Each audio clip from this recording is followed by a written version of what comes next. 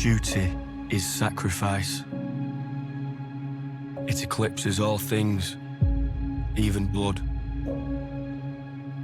In the making of season 1, we knew half that season is a prologue and half of it is the first act of this war. To have season 1 land the way it did, with a rabid audience, fans of George and his books the way I am. We were excited to get into it because this is the juicy part of the drama.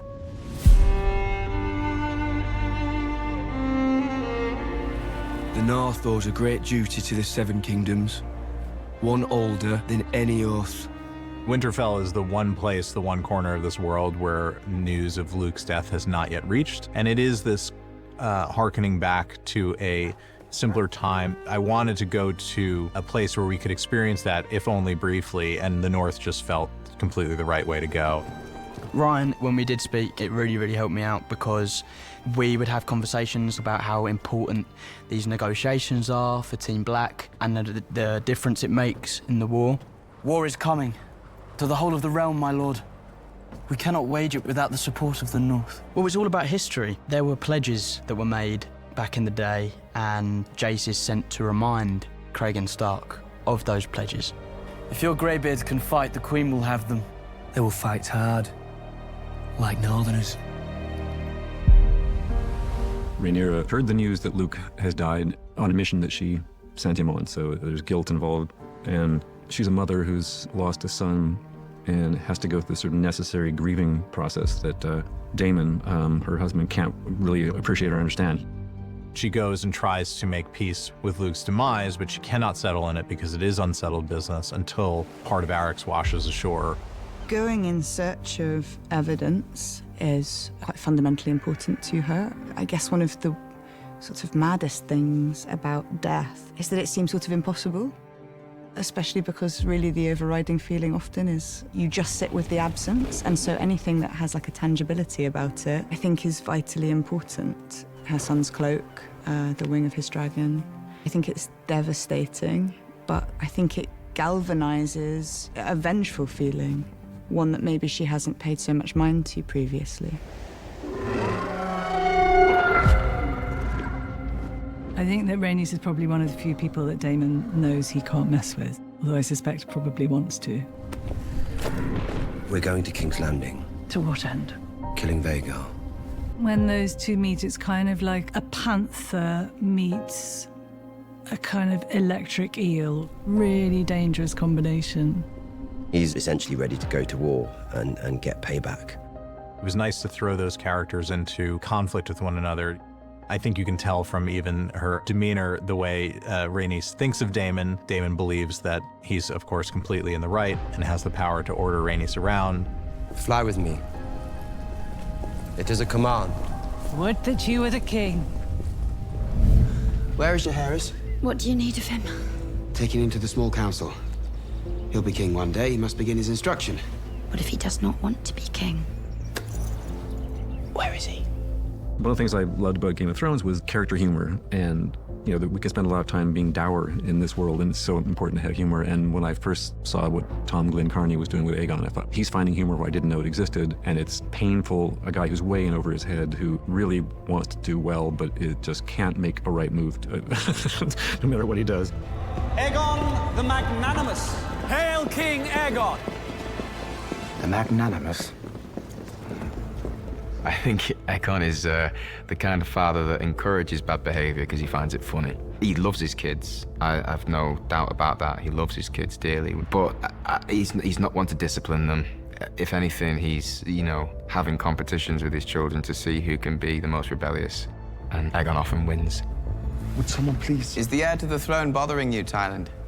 We see him come into the small council meeting with Jaehaerys, and you know, he's spurring him on. He's wanting him to be more of a rebel, more of a nuisance, just like his old man. I think he wants a ride. Your Grace. A ride? A pony ride. Wouldn't that be fun, Jaehaerys? Should the Master of Coin be your royal steed? It's meant to be a moment of fun, a bit, and yes, look, Aegon brings his 4-year-old to work, but I think on a perhaps nuanced character level, this is the thing that Viserys never did for Aegon. And Aegon did not study at the feet of his father. His father had his male heir and then essentially said, well, that box is ticked. He was ill. I think he enjoyed having a son, but didn't put in the work the way he did with Rhaenyra when he was a younger man. And I think Aegon resents that and feels that part of the reason that he's not seen as being suited for the crown or the throne is because he didn't get that training from his father. So now he's going to make up for that tenfold with Jaehaerys. Alicent's been in a marriage that was loving, but not exactly romantic or physical for quite some time. Cole has got a lot of issues. One of the things I love about the character is that he is a knight in shining armor and sort of classically handsome and probably the most messed up person in the story in many ways. You know, clinging to notions of purity and duty and just flagrantly breaking them left and right. So there's a lot of complex things driving the moves the closer and closer between Alicent and Cole. And it takes a leap forward, but nothing is simple with them. So for every leap forward, there's a pushback. We cannot. Again. There's a lot of wonderful tension there. I mean, I think there's love, but there's a lot of mess, too. Grace? Good day. I think ultimately they're two very lost people in a pretty unforgiving world. And I think there's always been, you know, since the very first episode, Alicent, you know, had her eye on Criston Cole, and then she was a young lady, and now she's the queen of the Seven Kingdoms.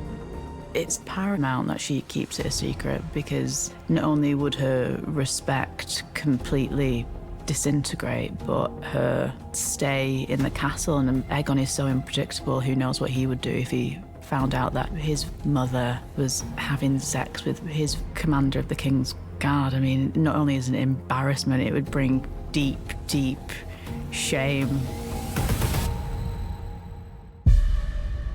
I want Aemond Targaryen.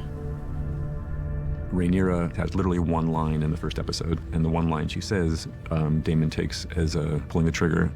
In our first episode, we see him unleash something that is sort of famous in the lore of House of the Dragon, a nasty event that he triggers. When Rhaenyra declares that she wants Aemond, I think it's an admission of a possibly shameful desire. And I think that admission is made directly to Daemon. I think it's also an admission of their similarity. She sort of discloses another way in which they actually share a darkness. I want Aemond Targaryen becomes the battle cry that then resonates across the entire season, because that is the next domino to fall in this back and forth that sets in motion horrible attack and counterattack that continues, and the atrocities grow worse and worse as they go. In our story, it's Miss Arya, who has got her tentacles into every part of King's Landing, is able to provide connections for Daemon to exact revenge. I think it really is a big deal for the fans because it keeps getting referred to, and I don't know the characters' actual names. They're forever in lore as Blood and Cheese. Who the fuck is she? She's the queen, she is. A son for a son, he said. The boldest thing that I think we did there was decide to give the last 10 minutes of the episode over to these two characters that we had never met before and rely on them to take us through the end of the story, and to see, hopefully, as they go deeper and deeper into the Red Keep and as we're spending more and more screen time on them, that something horrible is going to happen in there. And knowing that you're watching Game of Thrones and you don't know what is going to come for you from where, and seeing that play out, hopefully, is the fun and the horror for the audience that's yet to come.